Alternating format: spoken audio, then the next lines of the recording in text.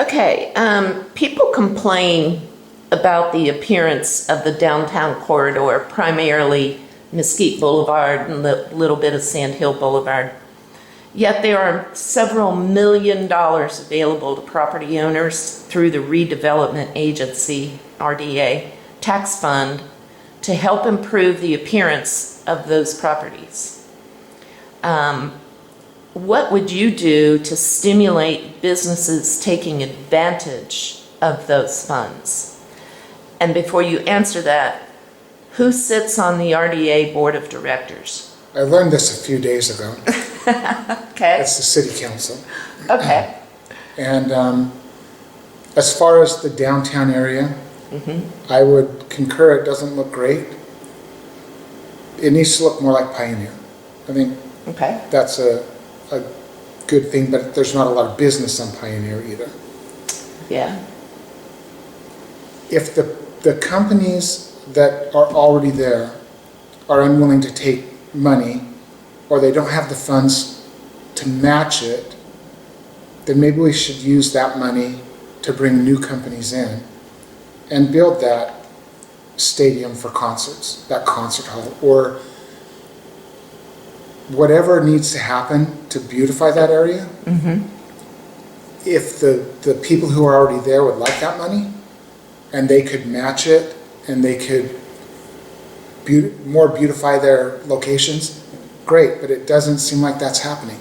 I know. I've been here for 5 years. Yeah. Through the winters, and a year and a half through all seasons.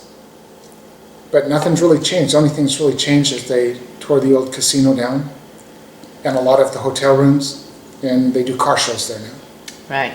It's all kind of just the same. So if it's not working with what you're doing, change it and use that money to bring in new people. Okay. Which county-based committees would you like to be appointed to if you're elected to the city council? Kids are important and education's important, so perhaps the school district. Okay. Okay.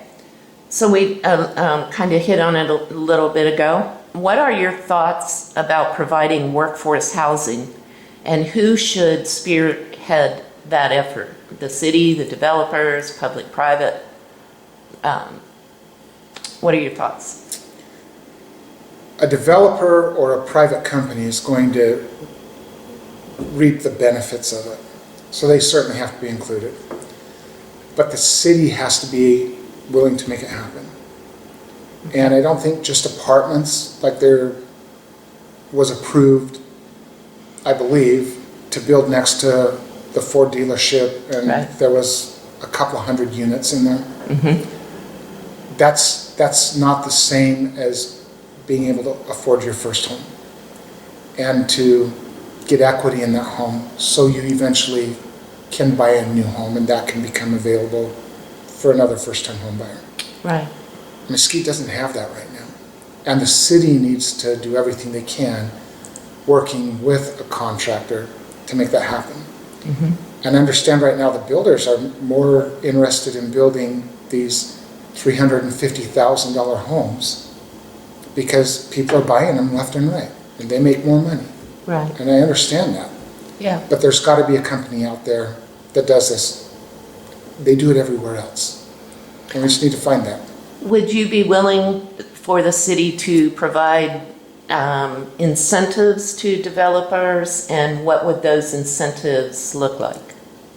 Absolutely. Maybe if the city owns some property, giving it to them at an incredibly reasonable rate so that they didn't have to include that in the price of the home. The planning and zoning, I don't know what the rules and regulations are on certain types of dwellings or the way it's zoned, but do everything in your power to make it so they can build that affordable housing. And make it available only to the right people.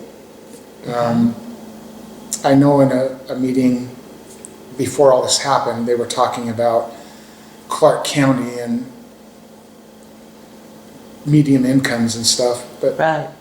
Las Vegas and Mesquite are two different animals. Yes. And the median income in Mesquite isn't going to cut it for what Clark County is saying is workforce housing. It has to be less than that. Okay. And it doesn't have to be a huge home, and it doesn't have to have the most elegant things. But it gives people a start, it gives them a chance, it gives them a reason to stay in Mesquite. Yeah. Okay. Why should I vote for you? There are 7 candidates running for city council. And to be honest, I've met them all. Maybe it was virtual. Yeah, there's We that. don't get out a lot. But, they're all well-qualified and strong candidates.